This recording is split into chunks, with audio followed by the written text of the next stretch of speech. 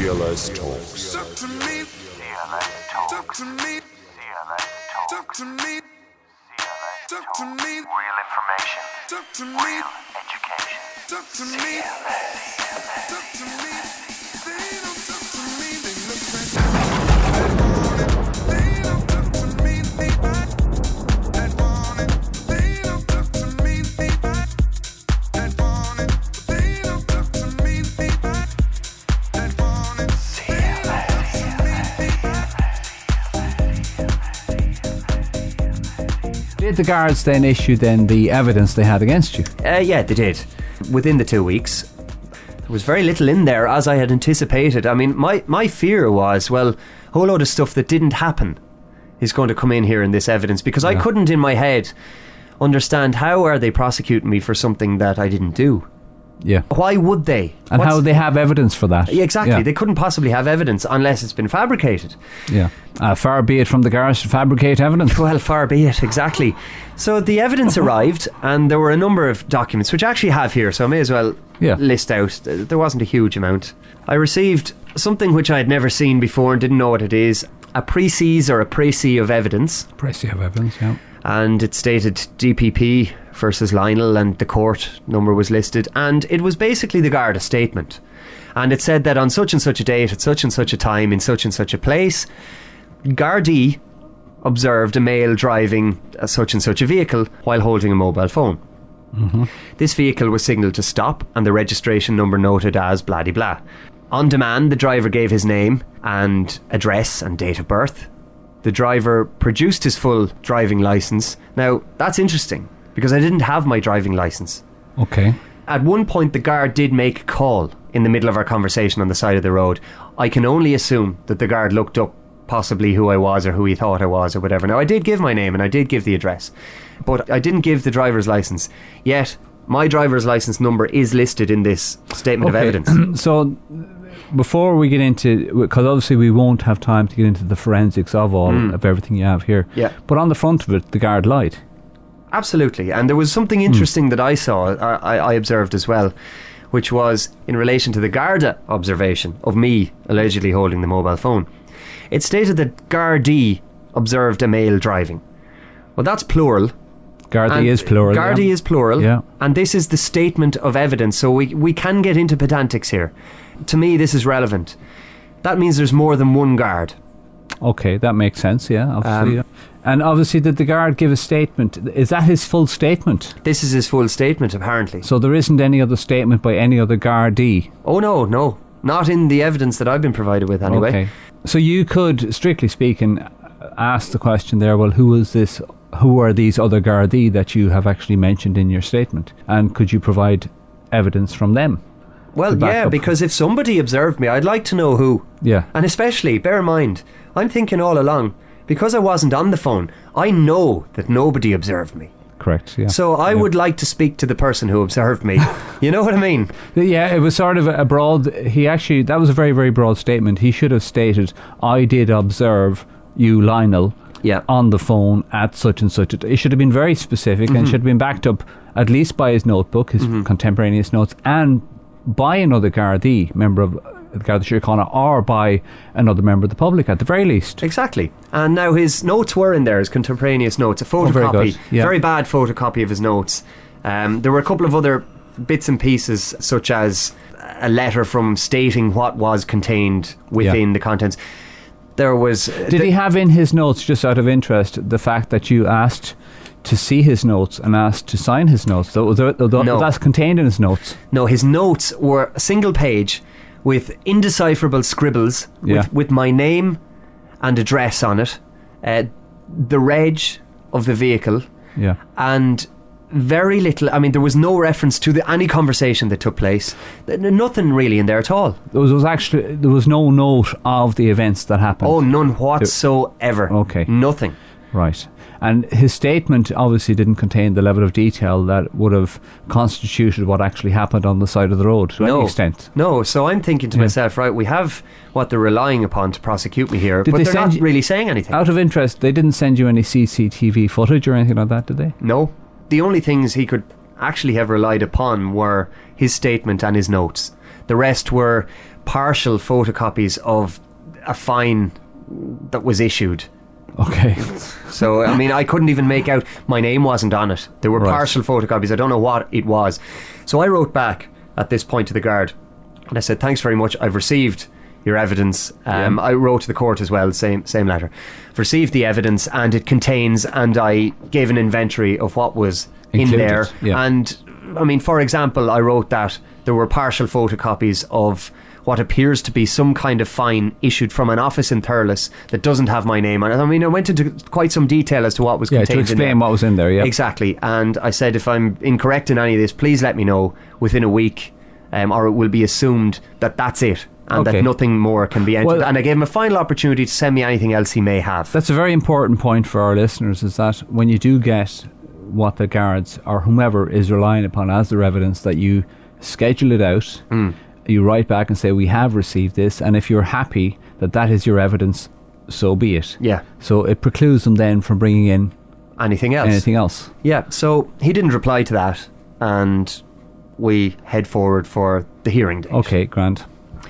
So I arrived, I think, very well prepared. I had spent a lot. Now, when I say a lot of time, I don't mean a couple of afternoons on this. Right, okay. I mean, I spent days upon days. I'd, whatever it was, 2.5 months to prepare, and I set aside time, scheduled every single week, and quite a lot of time to deal with this and nothing else. Yeah. So it was time outside of my own work and that kind of thing. Well, again, something I'd be keen for us to highlight for the listeners is that the reason the outcome of this was reasonably favourable is because you were prepared and you did put the hard work and hard graft into studying. Well, as I saw it, Des, I thought, well, I can't really make a mistake here because I'm being accused of something quite serious. It is a criminal offence. I don't want a criminal record. Yep. I don't want to be fined. I don't want penalty points. I don't want any of these things. With potential imprisonment in some cases. In yeah. some cases, yeah. And I thought, right, I really need to make sure I don't make any mistakes. And I know the only way for me to do that is to go over stuff time and time again, and with a fresh head and with fresh eyes. So it wasn't a case of setting an afternoon aside and even with the letters I write, I don't do that, because every time I read over it, I find mistakes that I've made, and I don't want any mistakes. So I spent a lot of time, and I examined the various ways that I could defend myself based on their case and the evidence that they had proffered. And I thought, well, I'm not really going to stop there, because if somebody is willing to go to court to attempt to prosecute me for something that I know I didn't do, well, what are they willing to say or do in court? So I'm going to prepare as if they had a stack load of more evidence. Absolutely, yeah. And I actually prepared as if I was guilty of the offence. That's the way I saw it in my head. I tried to put myself in their shoes and said, right, how do I nail this guy Lionel, who's going to be sitting at the other side of the court? That's very good. That's a very good way of approaching it, yeah. Well, I thought, for me, that was the only way I could. You become them in your head, and then Yeah. you can see where they'll be coming from. Exactly, Yeah. and if I can then find a way that they can't nail me, well, that's what I'm going to use. So what did you do? Do a crash course on how to lower your ignorance or lower your knowledge? Well, no, I gave them the benefit of the doubt. I assume they had their top man on the case. Fair enough, yep. So I prepared 5 different offences. Only 5. Sorry, that's some amount of defences, Lionel. Well, I mean, it was 5 was all I could come up with in the time that I had. Well, look, obviously we won't be able to cover all 5. But No. Bring us into the case now, on the day, what happened, and... Okay, well, I decided, as most people would, I want to get in and out as quickly as possible with the best possible result. So I went with what I thought was my strongest defence. Okay. And the first thing I did when charged, I tried to understand, right, well, what law are they relying upon? And it's the Road Traffic Act 2010. So Makes sense, yeah. The very so that's first the law thing I you did. studied. That's the law I studied. I got a copy of it, found it online, printed it out, and studied it, and pulled it apart word for word to see what does this actually mean. If I didn't understand a word, and there were many I didn't, I'd look it up in a law dictionary. And I went through the Road Traffic Act, and there's a lot of stuff in there, and I eventually found a part that seemed to apply to the case. Okay. It was the service of the fixed charge. I had read somewhere in a newspaper, a mainstream newspaper, way back, there was something that sparked. Remember that somewhere I thought a case had been thrown out because the Gardaí hadn't posted it in the correct manner. And Okay, so that's what service is, giving you the summons. Giving me or yeah, and I thought, well, I wasn't happy with the way it was delivered to me, because it wasn't actually delivered to me. In the first place, my dad had actually taken the summons on my behalf. So I specifically decided to hone in on that. Okay. And in my reading, I discovered something that I didn't know, and that's regard the postage of the actual fixed charge notice. I discovered that you have to receive a fixed charge notice to be given the opportunity to pay the fine and essentially admit your guilt if you're charged with an offence, or to then not pay the fine and appear in court to defend yourself. Okay. So I found that very interesting, because I hadn't received a fixed charge notice. Okay. I thought, okay, well, if I haven't received that, how can they prove that I did? Makes sense, yeah. And if they need to show that I did and can't prove it, I've something to hang my hat on here. Because they didn't put it in. Because it's not in the evidence. All right, I see. Right? So I looked up in the Road Traffic Act, how can a guard show that the post has Or been how is he received, supposed essentially? to show? Oh, well, how's he Yeah. supposed to show? More to Yeah. the point, yeah. So I'll read it out here. Okay, go ahead. It says, and bear with me, where a member of the Garda Síochána has reasonable grounds for believing that a fixed charge offence, and I've been charged with 2 of them, is being or has been committed by a person, if the member identifies the person, that's the guard, the member, the member may serve or cause to be served personally or by post on the person a fixed charge notice. Okay, so they can serve Yep. this notice. Yeah, via post. Yeah. So then there's point 2. A prosecution in respect of a fixed charge offence shall not be instituted unless a fixed charge notice in respect of the alleged offence has been served on the person concerned under this section and the person fails to pay the fixed charge in accordance with the notice. So essentially, you shouldn't be brought to court unless you've been served with the opportunity to either pay or ignore the fixed I charge see. notice. Okay, that so makes sense. that's what I Yeah. took from well, that. that makes logical sense as well. They're affording Completely. you the opportunity to plead guilty and just pay the fine instead of going to court and wasting court time. Exactly. Okay. So then, another point that I discovered in the Road Traffic Act a little bit further on, in a prosecution for a fixed charge offence, it shall be presumed until the contrary is shown that A, the relevant fixed charge notice, if being served by post, has been so served, and this is important, where there is proof of posting or proof of delivery of the notice. Proof of posting, okay, I can understand that, and then proof of delivery of the notice. Yeah, so I looked up what both of those are. What's proof of posting and what's proof of delivery of the notice? Proof of delivery is the receipt that has been signed by the person that an item has been delivered to. Right. So it'd be that's like a registered letter. post. Okay, Registered letter. post. Yep. And then proof of posting is certified post. So Yep. the guard would have to go into the post office and have it stamped and signed by the Yeah, cashier. there's in a the green post office. slip There's a they give green you. slip. There's Yeah. an actual official document. Yeah. Now, neither of those were in the evidence, Des. Wow. Yeah. So are you saying that then they didn't include this material, i.e. the registered receipt or the certificate of postage, in the evidence they sent to you? So therefore, legally speaking, they couldn't bring that into evidence from that point forward. Well, that certainly was my understanding, and the more I read and reread and reread, I thought, well, hang on a minute. I have to hang my hat on this That's the because law, sure, that yeah. is quite simply the law, and in this case, the law's on my side. So I thought, right, that's going to be my first offence. Just to qualify this, I am aware, because you have told me this before, that you had other potential very, very strong defences. I had, yeah. Now, we won't get into that today. We might actually continue this another time where we look at the other potential strong defences, but they're not relevant, obviously, to today's proceedings because you only They went... weren't used. Yeah, they were never used. Okay. I think that'd be a great idea, actually, to Yeah. do a couple of shows on some of the other ones, because they are pertinent to so many cases. Okay. But it also shows that you don't have to hang your hat on just one thing. No, Yeah. and I was prepared if, as I saw it, justice wasn't done with regard to this defence. On to Let's the go next. again, on Yeah. to the next one, and again, and again, and again. And I was prepared to appeal if things didn't go my way after the hours it would have taken to go through all of these. You could have ended up in the European Courts of Human Rights or something. And I went into it fully prepared to do so, because I don't think there's any point going into something serious like this unless you're prepared to see it through. And I had discussed it with a number of colleagues and friends and contemporaries, and they had advised me of saying, they basically said, look, if you're going to do it right, otherwise you're better off just paying your fines. Go all the way. You know. All right, so we're in court. Yeah, we're in the court. I had realised that I had to cross-examine the guard if I was going to ask him the questions that I needed to ask him. That's grand. The judge called the case. I stepped up. She asked how was I pleading. At this point I pleaded, and I said I pleaded, not guilty. And the Garda was then asked to give his evidence. in his statement. So he did. He basically read out the statement that we discussed earlier on. The one pager. Yeah. When he mentioned the man that he had referred to in his statement, at that point he pointed at me, looked over at me, pointed at me and said, "That's the man," or words to that effect. Yeah. So he identified me as being The man. the man. You're the man. I'm the man. They followed the protocol of the judge says, they swear the guard in. They swore, they didn't swear me in. I was sitting in the other box, but I wasn't sworn in. Because you don't have to give evidence. Because I don't have to give evidence. Yeah. But yeah, he was sworn in and swore on the Bible for what that means. And Well, that's another day's conversation. Another day's conversation is right. Yeah. But so he was sworn in and he gave his evidence. Okay, Grant. And then they hand over to you once he gives... Go on. Exactly. So And what did you say then, Lionel? Well, the judge asked me, would I like to cross-examine? It was a different judge than the last judge. It was a replacement judge. The other judge had been sick or something. Oh. Yeah, God love her.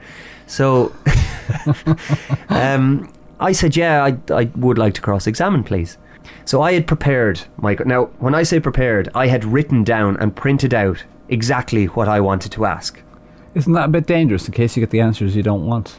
Well, bear in mind, I had also, when preparing the questions, put myself in the shoes of the guard. Fair enough. And I thought, right, well, if I was the guard, how would I answer each of these questions? So I was very careful. I also had, it was almost like I was working for a phone company. I had a flow chart. And this might sound ridiculous to people, but essentially a flow chart or a mind map whereby if the guard answered yes or no, and I was looking for yes or no answers. I wasn't looking for any kind of elaboration. Simple, I was looking straightforward. Yep. So if the guard answers yes, here's my next question. If he answers no, here's my next question. And that's how I plan to approach this, because in my research, and we discussed rush to judgment, I knew that I was going to take as much time as I needed, and if anybody tried to rush me, I was going to point out that it was being perceived as a rush to judgment, and I was totally uncomfortable with that. Yeah. So I planned on taking my time. As it transpired, it didn't take a whole lot of time to get where I wanted to go, but the first question, there were only a couple of questions I asked. Yeah. The first question I asked the guard was, are you cognizant of the contents of the Road Traffic Act 2010? I love that word. What does that mean, cognizant? Well, it's a word I looked up and I discovered it can be quite a useful word. Yeah. It's different to knowledge, because an initial question I would have in the past had in there, well, do you have knowledge of, or do you know the Road Traffic Act? Yeah. Well, cognizance means first-hand knowledge. In other words, do you, beyond any doubt, do you absolutely know everything that's in there? And bear in mind, I had asked him, was he cognizant of the contents of the Road Traffic Act?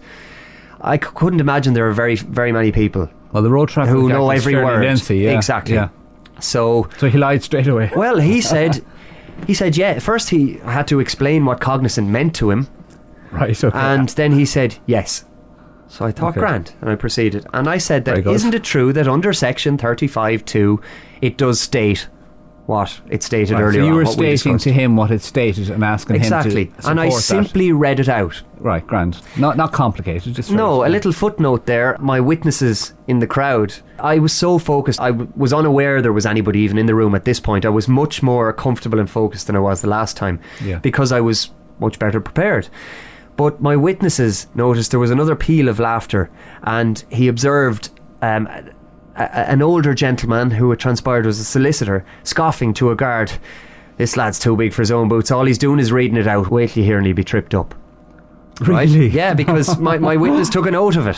Right, And okay. actually Yeah, wrote it that's down. interesting. Yeah, so I did. If something is written down and it's going to help me potentially, wouldn't it be silly of me to try and Remember do it from it, the top yeah. of my head when I Yeah, can just read it? You're allowed read it. You're permitted to do so. If you were in an Absolutely. exam and you were allowed to bring your textbooks in, do you You think would. anyone would leave them behind? Of course not.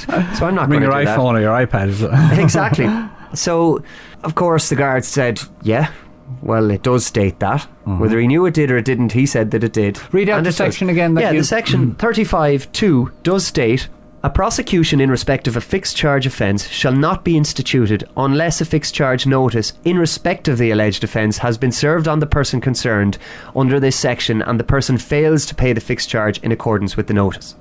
That's simple, yeah, Yeah. straightforward, yeah. So if you haven't been given proper notice through the post, laterally as it'll tell you, Yeah.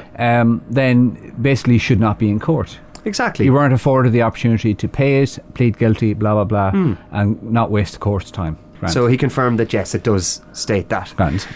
Now, He stated that off the back of what you told him, but do you think he could paraphrase that back to you? I very much doubt that, but okay. I mean, it's neither here nor there. Although he admitted to you he was cognizant of the act, right? Yeah, okay. I didn't believe him. And because I didn't believe him, I asked him, isn't it true that no fixed charge notice was served upon me? Good question. Yeah. So he said, no, well, it was. He said it was. And I'm kind of the opinion that I shouldn't really make statements unless I can prove the statement. So I ask Unless a lot. you're cognizant. Yeah, exactly. Unless I'm cognizant. So that's why I'll ask a question first, such as, isn't it true? And I mean, a question demands an answer. Yeah. So I then stated that it didn't. People can decide whether that was a good thing to do or not. Also with themselves. that, just to back your cognizance of that up, they did not include it in the evidence. No. He said, oh, well, you were served, and he started talking about thirless and processing offices and all So this he kind of thing. prevaricated, really. Pretty much, yeah. You went off on a on a thirless trip. Yeah, so and I let him because I was also noticing how he was ultra confident. He genuinely, I don't think, could see how his case was going to fall down here. Yeah. But I didn't like to assume that, so I continued. And I said, well, isn't it true that there does not exist proof of delivery? He got a little... As in the registered receipt. And, as we have discussed. And he said, oh, well, there is, sure. It was sent to you, and there's the document from Thurles to show that it was processed, and they did it on my behalf and all sorts. And I read out the law then that we've already read, and I told him what proof of delivery was in the law. And the so you had to explain to him, although he was cognizant of the Road Traffic Act. Although he was cognizant, I had to explain and quote the Road Traffic Act again to him. So he wasn't really cognizant of the road. He wasn't, to be honest with you. not in the least. He didn't have a clue. This is speculative on my part, but I think that all he knew was that he can pull people over on the side of the road and meet some kind of quota. Yeah. And most people don't ever end up in court. And then Lionel, it goes to Thurles and it's done. Yeah, and that's it. That's done. He doesn't have to worry about it, and he's met his targets. I believe they're targets, not quotas. What the difference is, I don't know. So you had him there at that point. Well, did he realise this? Did he realise, right, this could be an issue here? I really don't think so. All right. I mean, he got a bit flustered, but he seemed to be only flustered because he wasn't cognizant of the Road Traffic Act, which I was quoting. Ignorance is bliss. Well, there you go. So I then turned to the judge and I said, I need something. I'd like to move the court. In other words, you're at this move thing again. Yeah, I'm at this move thing because I've been told that to get anything from the court, you have to move the court. It's their language. They're not going to give you anything unless you actually ask for it. Right. And to ask for it, you have to move the court, to use their antiquated nautical terms. So I said that in the absence... In this country, it's shift. Touche. In the absence, Judge, of said proof... 38(1)(a)(2), it cannot be presumed that the alleged fixed charge notice is delivered. Ergo, under 35(2), the offence cannot be instituted as the statutory precondition for a prosecution wasn't met. Hence, we move to dismiss with prejudice. Wow, that's a mouthful. It was a mouthful, but basically what it meant was, and we've been leading up to this, because the guard wasn't able to offer the proof that he claimed existed, that I had committed this offence, criminal offence, and I'm innocent until proven guilty. So they say. He has not been able to prove my guilt. Therefore, I'm saying I'm innocent, and I'm requesting that the court now not strike the case out, but dismiss the case. And I had learned in my study in the run-up to this, I'd always thought a strikeout, right, grand, that's it, done and dusted, as I had requested the strikeout previously in the other hearing. Yeah. I learned that a strikeout means that it's over for that day, but they can come back at you again, and they can try and prosecute you again. And I did not want to strike out because I don't trust this guard, and if he's lied before, who's to say he won't lie again? And suddenly there'll be new evidence will emerge, and I didn't want fabricated evidence being brought into court against me again. Exactly. So I moved to dismiss it because a dismissal, and I did discover there are two types of dismissal. One is a dismissal and one is with prejudice. It turns out they're kind of considered the same thing, but in the law there is a distinction. Yes. So a dismissal with prejudice means this is not coming back. It's done and dusted in perpetuity, in other words, forever. Yeah. It's once it's granted, that's the end of it, So no with matter what prejudice. happens. With prejudice. With prejudice. Yeah. So the judge then took a bit of time, pulled out an iPad and explained that he was checking the Road Traffic Act. You mean to say the judge didn't know the Road Traffic Act? Well, obviously didn't if he had to check it. But check it he did. he said, And look... did you give him further direction, give the judge further explanation or direction on the law? Well, I repeated it a couple of times, just to make where I was coming from very clear. I did state... To make the court and the judge cognizant. Exactly, of it. and to get it on the record, and I had my friends taking notes in the background there as well. So I did say, well, look, there's no evidence. I stated that a number of times, and I said because of such and such a law, evidence is needed, and there simply is no evidence. Therefore, I cannot be guilty of this. Yeah. And I'm paraphrasing there, but a number of times I stressed that while the judge was deliberating. And the judge then asked the guard a number of questions, and he said, well, sometimes Thurles issues such and such a document, and do you not have that? Surely you have that. And I kind of got a little bit worried at that point. I thought, right, why is the judge asking the guard question? The guard has given his evidence, and I've rebutted the evidence, and I've moved the court here now. But I didn't have my wits about me enough to actually pull the judge up on it. Yeah. And I was also, if I'm completely honest, I was a little bit afraid of pissing off the judge at that point, because I did think, right, well, I have this guard. Yes. And I think I'm going to win the case at this point. I know he doesn't have any other documentation because it's not in here. And he couldn't bring it into court anyway. Yes. Exactly. Yeah. And it turned out then that the judge made some comment, well, I don't have what ye have in front of you. So the judge didn't have a copy of the evidence.